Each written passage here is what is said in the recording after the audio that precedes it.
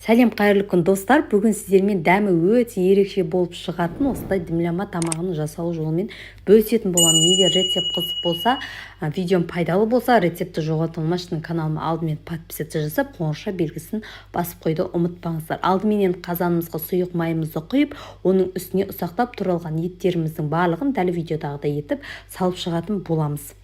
Барлығын алдын ала турап дайындап алыңыздар, сонда тамақтарыңыз жасалу жолы оңай болады. Осылай туралған еттерімізді салғаннан кейін оның үстінен осылай пияздарымызды, яғни дәл видеодағыдай туралған пияздарымыздың барлығын еттің үстінен теріп салатын боламыз. Достар, каналыма кіріп көрсеңіздер болады. Каналымда 300-ден астам рецепт өте көп. Міндетті түрде көріп жасап көріңіздер. Үйде жасалған кез келген айранмен, сүтпен, сұйық май, не болмаса айран сүтті қажет етпейтін өте керемет пісіріктердің рецепттері өте көп, қарап жасап көріңіздер. Осылай пиязымыз салғаннан кейін татымына қарай тұзымызды, паприкамыз және қара бұршымызды салып, оның үстінен дәл осылай туралған сәбіздерімізді салып алатын боламыз.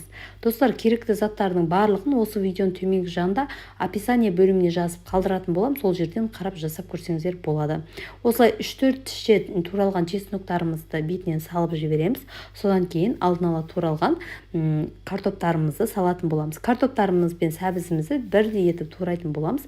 Осылайша барлығын салғаннан кейін үстінен 3-4 тал осылай лавр жапырағын салатын боламыз. Бұл біздің тамағымызға өте дәмін керемет беретін болады.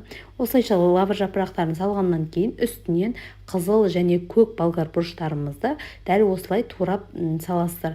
Яғни осылай болгарскийлерімізді турап, бетінен осылайша қойып шығасыздар. Одан кейін кез келген магазиннің не болмаса қолда жасалған осылай томат пастамызды құйып алатын боламыз. Оның үстінен қырыққабат, яғни капустамыздың осылай жапырақтарын осылай тамағымыздың бетіне жақсылап барлығын қойып дайындап алатын боламыз.